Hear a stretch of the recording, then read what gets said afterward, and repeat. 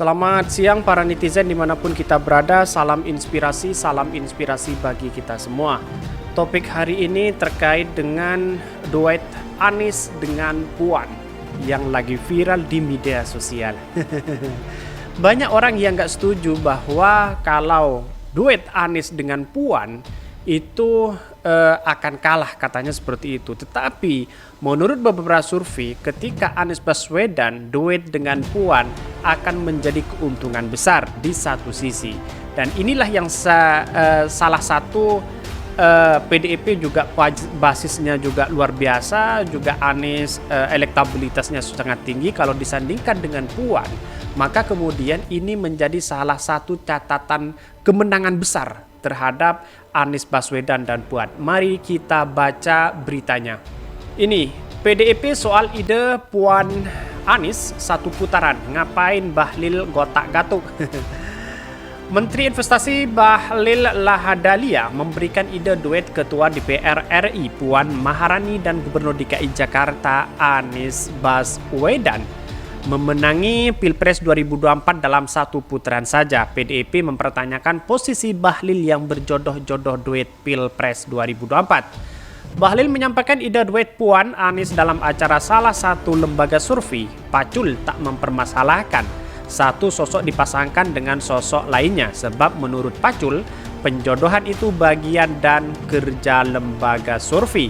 Pacul lantas mempertanyakan posisi Bahlil yang menjodohkan atau menggotak-atik pasangan Capres-Cawapres, padahal posisi Bahlil merupakan Menteri Investasi. Jadi artinya bahwa kalau ini dijodohkan antara Puan dan Anies atau Anies dengan Puan, ini menjadi keuntungan besar, bisa mempersatukan di satu sisi antara kadrun dan cebong. Jadi artinya adalah bahwa persoalan-persoalan Pilpres ini tidak lepas dari satu koalisi yang mana koalisi itu saling menguntungkan. Saya rasa PDIP sangat menguntungkan sekali ketika berduet dengan Anies Baswedan atau Puan Anies Baswedan, Anies Baswedan Puan. Bisa jadi kalau memang PDIP tidak mau, ya terpaksa Anies Baswedan harus bersama Demokrat atau AHY atau dengan yang lain, karena sudah jelas Prabowo sudah berkoalisi dengan PKB. Tentu ini menjadi tanda tanya apakah Prabowo maju atau Caimin yang maju menjadi Capres-Cawapres.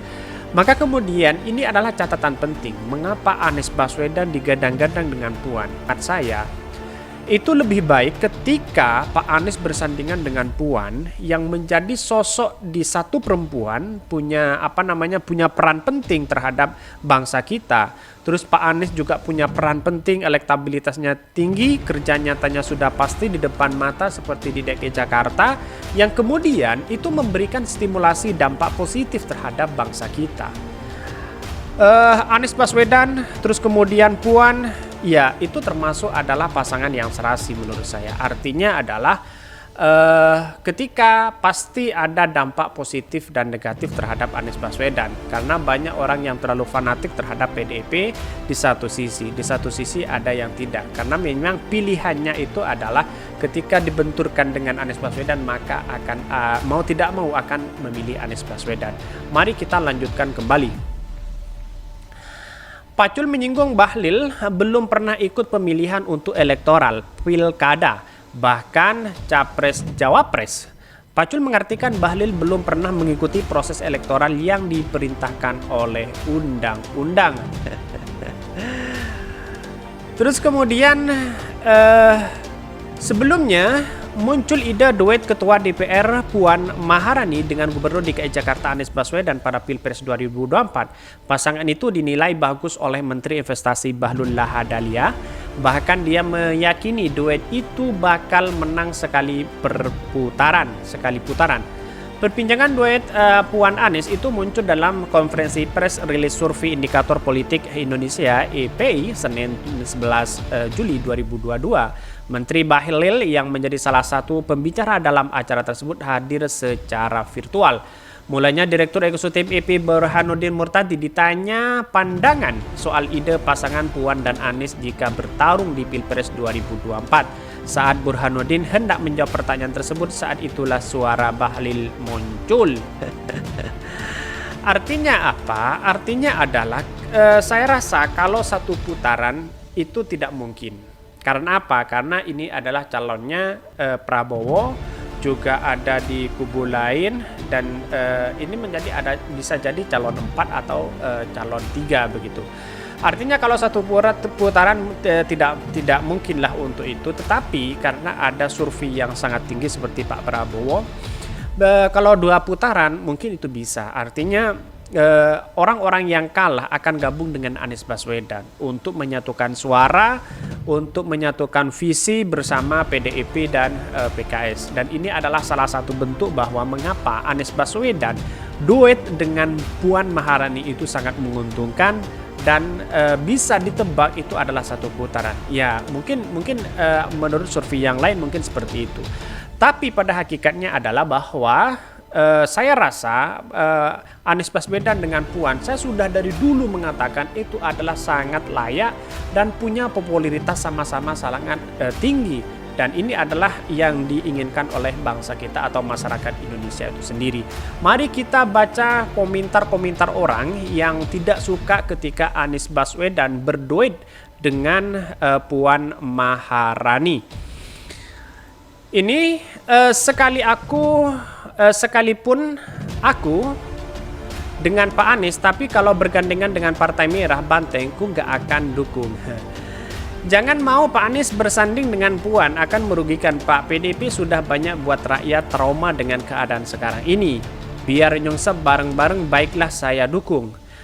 PDIP adalah tumpuan terakhir bagi rakyat Indonesia untuk tetap menjaga NKRI dan merawat Pancasila agar terwujud Indonesia harga mati. Kalsulah kader dan ketum PDIP sudah ikut dengan pilihan Nasdem, maka pupuslah harapan rakyat. Semoga 2024 nanti Ibu Mega dapat mengusung putra terbaik bangsa yang keturunan Jawa. Masa iya anti intoleran disandingkan dengan Pak Anies Baswedan? Bisa rame nanti, jauhi PDIP kalau mau selamat. Pak Anies Baswedan jelas-jelas punya kredibilitas, jangan sampai deh sama PDIP. Aku dukung pasangan Anies Puan nyapres, lawannya biar mudah memenangkan, jadi pasangan Ganjar Andika mulus jalannya.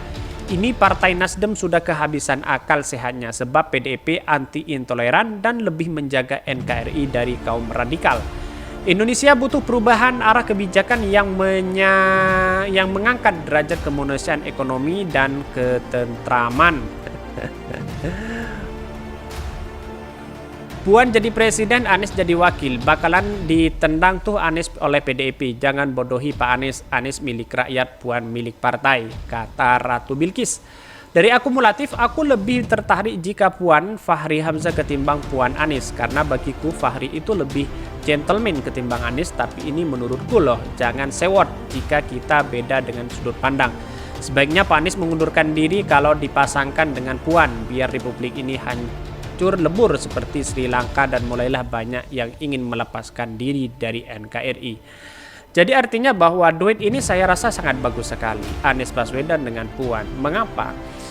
Karena Puan juga punya